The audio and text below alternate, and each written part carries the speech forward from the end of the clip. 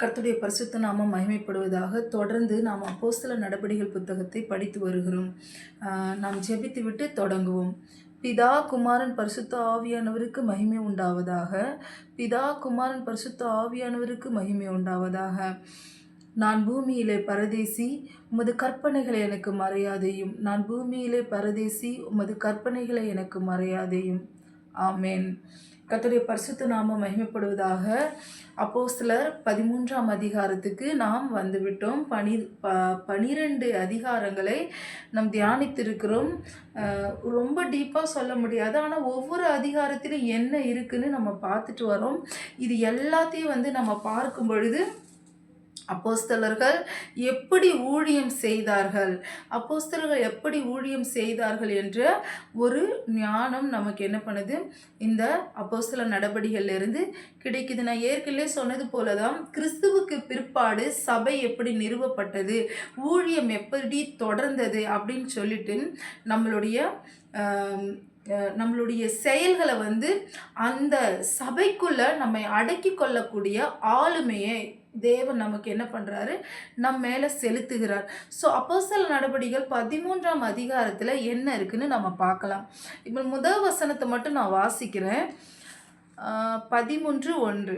அந்தியோகியா பட்டணத்தில் உள்ள சபையிலே பர்னபாவும் நிகர் எண்ணப்பட்ட சிமியோனும் சிரேன ஊரானாகிய லூகியும் கார்பங்கு தேசாதிபதியாகிய ஏரோதுடனே கூட வளர்க்கப்பட்ட மனாயினும் சவுலும் தீர்க்கதரிசிகளாயும் போதகர்களாயும் இருந்தார்கள். இப்போ இந்த அந்தியோகியா பட்டணத்தில் இருக்கிற சபையில் இத்தனை பேர் போதகர்களாகவும் தீர்க்கதரிசிகளாகவும் இருக்காங்க. பாருங்க, சபையில் நீங்கள் தொடர்ந்து பார்க்க முடியும். போதகர்கள் இருக்காங்க, தீர்க்கதரிசிகள் இருக்காங்க. தீர்க்கதரிசிகளும் போதகர்கள் வெளியே அனுப்பப்படுறாங்க தேவ காரியங்களை செய்கிறதுக்கு. இன்றைக்கி சபை என்ன பண்ணுதுன்னா, தனக்குத்தானே சுவிசேஷத்தை சொல்லிக்கொண்டு தனக்குத்தானே பலப்படுத்தி கொண்டே இருக்கிறோம். சபை ஊழியர்களையும் அனுப்ப வேண்டும், தீர்க்கதரிசிகளையும் வெளியே அனுப்பணும், போதகர்களையும் அனுப்ப வேண்டும் என்று சொல்லி சபை நம்ம ஆதி திருச்சபை நமக்கு கற்றுக் கொடுக்கிறது. ஹல்லேலூயா. நம்ம ஒரு விஷயத்தை புரிஞ்சுக்கணும். சபைக்குள்ளே இருக்க நம்மளுடைய தகப்பனாரோ, நம்மளுடைய தாயாரோ, நம்மளுடைய பாட்டிகளோ யாரோ ஒரு மிஷினரி மூலியமாக தான் அவங்க என்ன பண்ணாங்க, ரட்சிக்கப்பட்டு சபைக்குள்ளாக நம்ம வந்திருக்கோம். ஸோ அந்த மிஷினரிகளுக்காகவும் அங்கே ஊழியர் செய்கிற வெளி ரோடுகளை இறங்கி ஊழியர் செய்கிற பிள்ளைகளுக்காக நம்ம எப்பொழுது என்ன பண்ணணும், ஜெபிக்கணும். சபையில் வந்துட்டோம், ஒரு சொகுசு வந்துருச்சு, ஒரு சொகுமானம், நல்ல உணவு, நம்ம அப்படியே இளைப்பாறுதலோடு சபையில் வளர்ந்து கொழுத்து என்ன பண்ணக்கூடாது, திரியக்கூடாது. நமக்கு ஒரு இளைப்பாறுதலை ஒரு சபை கட்டமைப்புக்குள்ளே ஏன் கொடுத்துருக்காங்க அப்படின்னு சொன்ன ஆண்டவர், ஜெபிக்க, வெளியே இருக்கிற ஊழியக்காரர்களுக்காக, ஆத்துமாவை அறுவடை செய்கிற ஊழியக்காரர்களுக்காக நாம் ஜெபிக்கும்படிக்கு ஒரு கட்டட அமைப்புக்குள்ளே நாம் அமர்ந்திருக்கோம். அதை நம்ம மறந்து போகவே கூடாது. பேதுரு ஜெயிலில் போடப்பட்ட போது மார்க்கோட வீட்டில் ஜெபம் நடந்துக்கிட்டு இருக்கு. பேதுரு விடுதலையாகி வெளியே வந்ததை நம்ம பார்க்குறோம். சபைக்குள்ள கொழுத்து திரியாதீங்க. சபைக்குள்ள கர்த்தருடைய பிள்ளைகள் எதற்காக 4 செவுத்துக்குள்ள பாதுகாப்பாக வைக்கப்பட்டிருக்கீங்கன்னா, ஜெபிக்க மட்டும்தான், வேற எந்த ஒரு காரியத்துக்காகவும் கிடையாது. நீங்கள் ஜெபிக்க ஜெபிக்க உங்கள் வீட்டு தேவைகள் தானாக சந்திக்கப்படுகிறத நீங்கள் பார்ப்பீங்க. ஸோ அதனாட்டி தயவு செய்து அழிந்து போகிற உலக காரியத்துக்காகவும் சபையில் கிடைக்கிற சின்ன சின்ன பதவிக்காகவும் வெறி கொண்டு திரியாதபடிக்கு பிரதானமான காரியம் என்ன, அது என்ன என்று நாம் திட்டமிட்டு சபைக்குள்ள ஜீவிக்க நம்ம பழகணும். அப்படி பழகலைன்னா ஆதி திருச்சபைகளில் நம்ம ரெவலேஷனில் பார்க்குறோம், 7 சபைகளுக்கும் கர்த்தர் என்ன பண்ணுறாரு, நன்மையான காரியங்களையும் சொல்கிறாரு, அதே சமயம் அதில் இருக்கிற குறைகளையும் சொல்கிறாரு. இதெல்லாம் நீ சரி பண்ணிக்கிட்டேன்னா நான் உனக்கு ஜீவ கிரீடத்தை தருவேன் அப்படின்னு பல வாக்கு தத்தங்களை என்ன பண்ணுறாரு, கொடுக்குறாரு. அப்போ சபை என்ன பண்ணணும், தனக்குள்ளே இருக்கிற தேவையில்லாத நுகங்களை என்ன பண்ணணும், வெளியேற்றணும். தேவையில்லாத செயல்களை சபைக்குள்ளே என்ன பண்ணக்கூடாது, கொண்டு வரக்கூடாது. சபைக்குள்ளே நம்ம 3 காரியத்துக்காக தான் இருக்கோம். கற்றுக்கொள்ள, தேவனை ஆராதிக்க, ஜெபம் செய்ய. இந்த 3 காரியங்கள தவிர மத்த எதுக்கும் நாம பிரதான முக்கியத்துவம் குடுக்க தேவையில்ல. நம்ம குடும்பமா இருக்கோம். நெறைய விஷயங்கள செலிப்ரேஷன் பண்ணலாம். அது எல்லாம் ஓகே. ஆண்டவர் அக்செப்ட் பண்ணிக்கிறாரு. ஆனா முக்கியமானது இது 3ம் தான். ஆராதனை, போதக பிதாக்கள் நமக்கு கற்றுக் கொடுக்கிற வார்த்தைகள், 3வது ஜெபம். அந்த 3 காரியங்கள் மட்டும் தான் ஆலயத்துக்குள்ள நடக்கணும். இத தவிர வேற எதுவுமே நடக்கக்கூடாது. நம்ம தொடர்ந்து இங்க நம்ம பார்க்கலாம். இப்ப சபைக்குள்ள இருந்து வெளியே போன பர்னபாவும், பவுலும் தேவ வார்த்தைகள என்ன பண்றாங்க? சொல்றாங்க. அவங்க பல இடத்துக்கு கடந்து போறாங்க. பர்னபாவையும், சவுலையும் வந்து பரிசுத்த ஆவியானவர் என்ன சொல்றாருன்னு பார்த்தீங்கன்னா, என்னுடைய ஊழியத்தின்படி பிரித்து விட சொல்றாரு. ஸோ இவங்க எல்லாரும் போறாங்க. இவங்க கூட யார் போறாரு? மார்க் என்னும் யோவானும் போறாரு. நான் ஏற்கனவே பதிவு பண்ணியிருக்கேன். இந்த மார்க் தான் இந்த மார்க் சுவிசேஷத்தை எழுதினவரு. இவர் வந்து பேதுருவின் அண்டர்ல, பேதுருவின் பார்வையில தான் அந்த சுவிசேஷத்தை என்ன பண்ணியிருக்காரு? எழுதியிருக்காரு. ஸோ அதனாட்டி இப்ப இவங்க 3 பேருமே போறாங்க. போனதுக்கப்புறம் இவங்க வந்து பாப்போ பட்டணம் வரைக்கும் போறாங்க. பாருங்க நெறைய பட்டணம் நடுவுல வருது. சீப்புரு தீவுக்கு போறாங்க, சலாமிக்கு போறாங்க, யூதருடைய ஜெப ஆலயங்களுக்கு போறாங்க. அதுக்கப்புறம் பாப்போ பட்டணத்துக்கு போறாங்க. இந்த பாப்போ பட்டணத்துல ஒரு சம்பவம் நடக்குது. அங்க பரியேசி என்னும் யூதன், பாருங்க ஆண்டவர் ஏற்கனவே நமக்கு சொல்லியிருக்காரு, என்னுடைய பெயரினால பல வித்தக்காரங்க வருவாங்க, மாயக்காரங்க வருவாங்க, நான் தான் இயேசுன்னு சொல்லுவாங்க, பல அதிசயங்களை செஞ்சு காட்டுவாங்கன்னு சொல்லிட்டு இந்த பரியேசியும் வந்து என்ன பண்ணிட்டு தன் மாய வித்தைகள்னால என்ன பண்ணிட்டு இருந்தாரு? அங்க இருந்தார். இப்படி அங்க இருக்கும்போது, அங்க வந்து ஒரு நல்ல அது பாருங்க அழகா அங்க இருக்குது. 7வது வசனம், அவன் விவேகமுள்ள மனுஷனாகிய செர்கியு பவுல். இந்த செர்கியு பவுல் விவேகமுள்ள மனுஷன், ஞானமுள்ள ஒரு மனுஷன். இந்த மனுஷனுக்கு வந்து சவுலுடைய, பர்னபாவுடைய உபதேசத்தை கேட்கணும்னு ஆசை. அதனாட்டி கேட்கணும்னு விருப்பப்படுறாரு. ஆனா இந்த பரியேசி என்னும் எலிமா, மாய வித்தைக்காரன், இவன் வந்து என்ன பண்றான்னா அதுக்கு தடங்கலா நிக்கிறாரு. உடனே சவுல் என்ன பண்றாரு பாருங்க, எல்லா கபடமும் எல்லா பொல்லாங்கும் நிறைந்தவனே, பிசாசின் மகனே, நீதிக்கெல்லாம் பகைஞ்சனே, கர்த்தருடைய செம்மையான வழிகளை புரட்டுவதில் ஓய மாட்டாயோ. இல்ல, எப்பவுமே தேவ காரியங்களுக்கு விரோதமா யாராவது வந்து என்ன பண்ணுவாங்க? நிற்பாங்க. உடனே சவுல் என்ன பண்றாரு? அவனை உற்று பார்த்து சபிக்கிறாரு. அவரு அதுக்கப்புறம் ஒரு சாபமும் அவருக்கு கொடுக்குறாரு.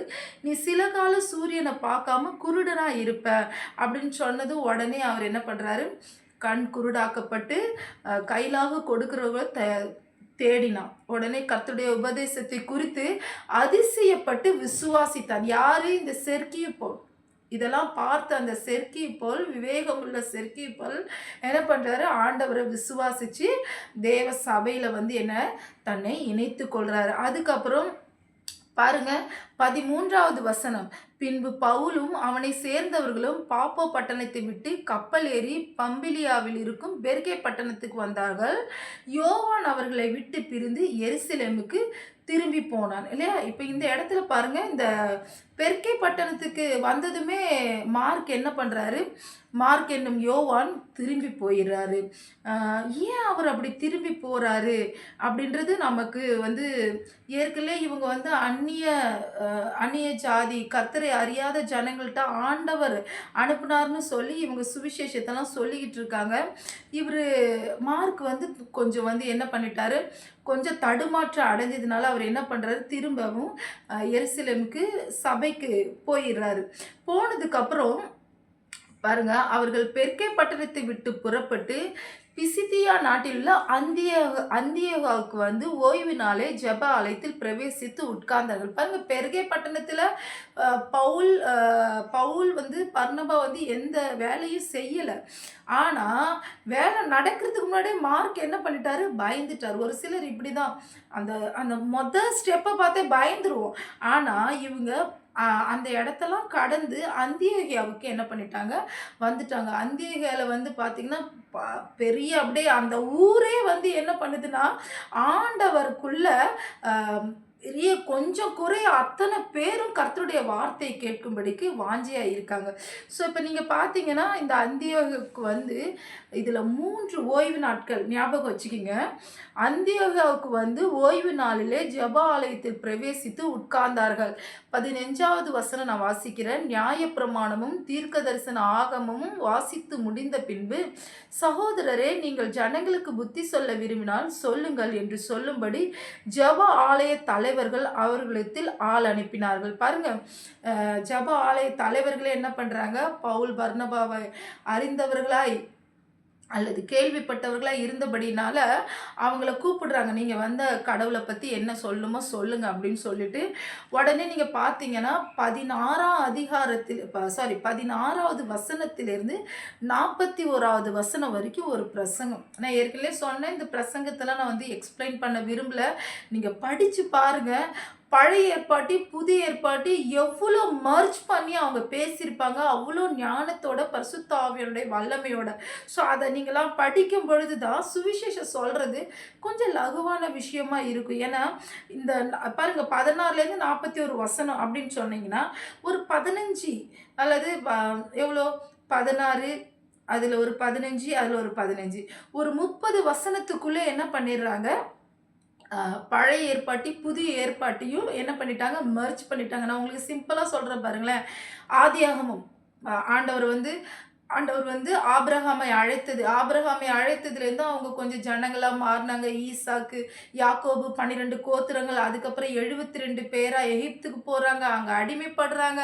அதுக்கப்புறம் மோசே வராரு, தேவனால் செய்யப்பட்ட பல அற்புதங்களை செஞ்சு வாதைகளை கொண்டு வந்து இந்த லட்சக்கணக்கான ஜனங்களை கானாவூருக்கு கொண்டு வராங்க. அந்த பயணம் யோசுவா, மோசே மரித்ததுக்கப்புறம் யோசுவா மரித்ததுக்கப்புறம் நியாயாதிபதிகளை கொண்டு கர்த்தர் வழி நடத்துது. சாமுவேலுக்கு அப்புறம் எங்களுக்கு ராஜா வேணும்னு அவங்க கேட்டது. அதுக்கப்புறம் பென்யமீன் கோத்திரனாகிய சவுலை முதல் ராஜாவா ஆண்டவர் தெரிந்து கொண்டது. அதுக்கப்புறம் சவுலுடைய கீழ்ப்படியாமையினால தன்னுடைய இருதயத்துக்கு ஏற்ற தாவீதை அவர் தெரிந்து கொண்டு தாவீதின் கோத்திரத்தில் இயேசுவை பிறக்க செய்தது முதல் அவருடைய மரணமும் அவருடைய உயிர்த்தெழுதலையும் குறித்து இந்த 25 வசனத்துக்குள்ள முழு வேதாகமத்தையும் மர்ஜ் பண்ணி என்ன பண்ணிடுறாரு பவுல் வந்து அழகாக ஒரு பிரசங்கம் பண்ணிடுறாரு.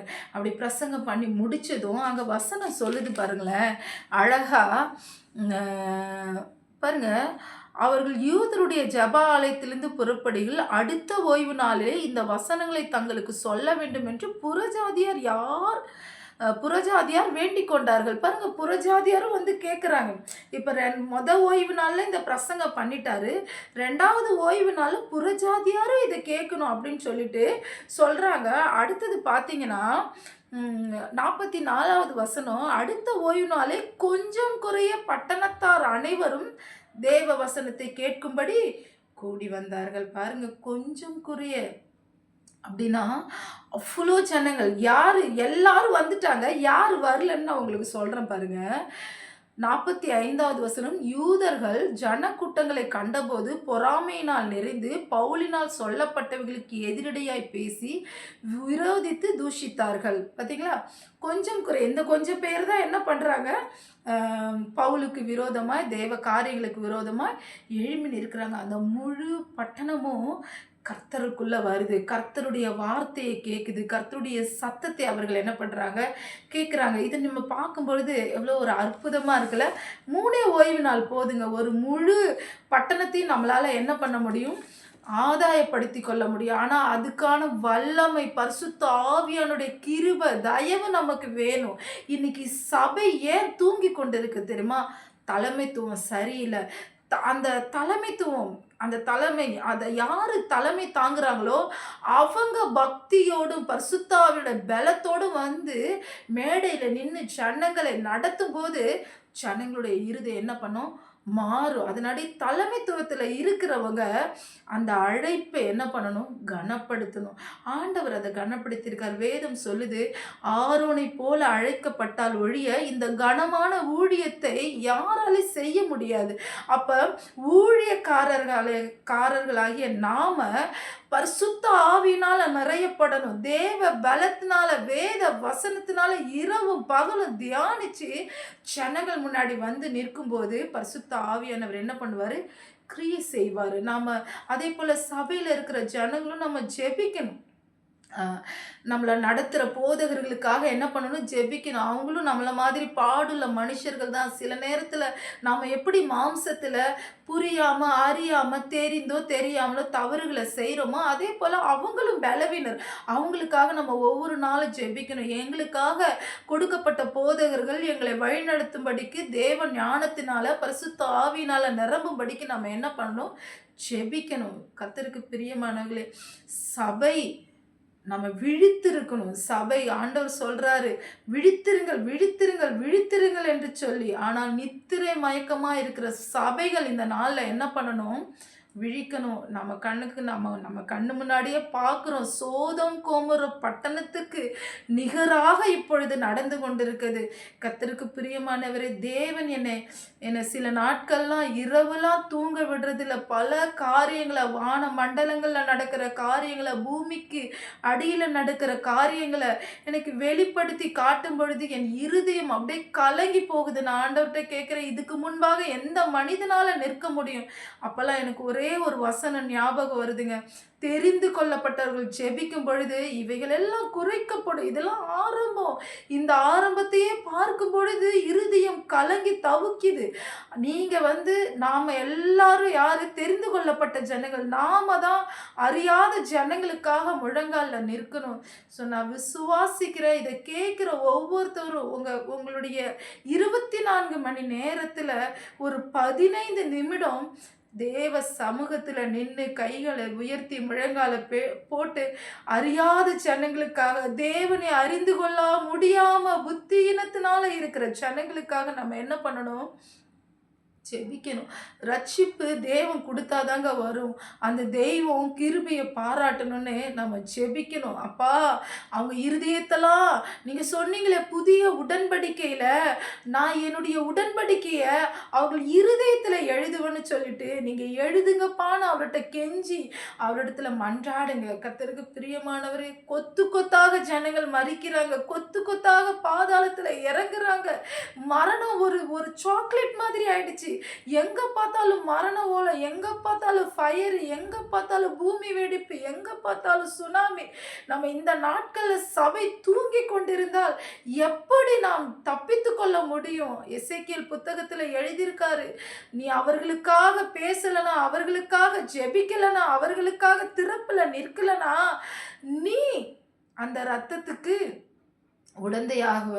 நீ தப்பிக்க மாட்ட அப்படின்னு சொல்லிட்டு. கர்த்தருக்கு பிரியமானவர்களே, நாம இந்த நாள்ல ஜெபிக்கலனா, விழித்திருந்து நாமளும் தப்பிக்க மாட்டோம். அதனாட்டி நான் சொகுசா இருக்கிறேன், எனக்கு எல்லாமே இருக்கு, நான் எதை பத்தியும் கவலைப்பட மாட்டேன், யாரோ பார்க்கட்டும், யாரோ செய்யட்டும்னு நீங்க இருந்தீங்கன்னா, ஒரு விஷயம் நினைச்சு பாருங்க. ஆண்டவர் யாரோ செய்வாங்க, நீ என்ன வேணாலும் பண்ணிக்கணும். ஆண்டவர் ஒரு நிமிஷம் நம்மளை கைவிட்டா நம்ம நிர்மூலமாகிடுவோங்க. இமைப்பொழுது அவர் நம்மளை கைவிட்டுட்டா போதுங்க, நம்மளுடைய குடும்பமே நிர்மூலமாகிடும். அதனாட்டி நம்ம தேவனுக்கு பயந்தவர்களாக நம்ம செயல்படணும். இது இது புசித்து குடிக்க வேண்டிய காலம் இல்லைங்க. இது பணம் சம்பாதிக்க வேண்டிய காலம் இல்லைங்க. இது சொத்து சேர்க்கிற நாட்கள் இல்லைங்க. இது குடும்பத்தில் வீடுகளில் பொருட்களை சேர்க்கிற நாள் இல்லைங்க. இது தேவ சமூகத்துல ஜனங்களுக்காக, அழிந்து போகிற ஆத்துமாக்களுக்காக நம்ம முழங்கால் இடுகிற நாட்கள். இந்த நாட்கள்ல நம்ம முழங்கால் போடலனா வேற எந்த நாட்கள்லப்பா நம்ம முழங்கால் போட போறோம்? தயவு செய்து இந்த வீடியோவை பார்க்குற அத்தனை பேருக்கு என்னுடைய ரெக்வெஸ்ட், உங்க நாள்ல இருந்து ஒரு நாள்ல 15 நிமிடம் இந்த தேவனை அறியாத ஜனங்களுக்காக, தேவனை அறிந்தும் தவறு செய்யற ஜனங்களுக்காக நீங்க முழங்கால்ல நின்னீங்கன்னா கர்த்தர் பெரிய காரியங்களை செய்வாரு. ஒரு அமைதலை உண்டாக்குவார், ஒரு சமாதானத்தை கொடுப்பார். தேவனால முடியாது ஒன்றுமே இல்லை. அவருடைய கண்கள் தேடி கொண்டிருக்கிறதா ஒருவன் கூட இல்லையாப்பா. ஆனா இந்த நாட்கள்ல அநேகர் நம்ம இருக்கோம். நாம ஜெபிச்சா நம்மளுடைய ஆண்டவர் கேட்பாரு. மோசே கிட்ட தன்னை வெளிப்படுத்தும் போது சொல்றாரு, நான் மிகுந்த இரக்கமுள்ளவர் என்று சொல்லி. எனக்கு இன்னமும் ஞாபகம் இருக்கு, அந்த யாத்ராகம புத்தகத்துல ஜனங்கள் பாவம் செய்யும் பொழுது ஆண்டவர் சொல்றாரு, மோசே என் கூடாரத்தை எடுத்து நீ பின்னாடி வச்சிருப்பா, நான் கோவப்பட்டு இவங்களை அழிச்சிருவேன் அப்படின்னு சொல்லிட்டு அவர் எவ்வளோ இரக்கம் உள்ளவர் பாருங்க. நான் கோவப்பட்டு கூட என் பிள்ளைகளை நான் அடித்துடக்கூடாது, நான் கொஞ்சம் தூரமா இருக்கேன் அப்படின்னு சொல்றாரு. அவர் கோவப்பட்டா கூட நம்மள அடிக்க விரும்பலங்க, நம்மள புரிய வைக்க விரும்புறாரு. ஆமா, நம்ம மேல துக்கமா இருக்காரு, ஆனா உங்க மேல கோவமா இல்லைங்க. நம்ம ஜெபிச்சா நம்மளுடைய ஆண்டவர் மாத்துவார். அதனாட்டி நீங்க ஜெபிங்க தேவ ஜனங்களுக்காக. கர்த்தர் நம்ம மேல பிரியமா இருக்காரு, நம்மள நேசிக்கிறாரு. நமக்கு கிடைத்த அந்த அன்பு மற்ற ஜனங்களுக்கும் கிடைக்கணும்.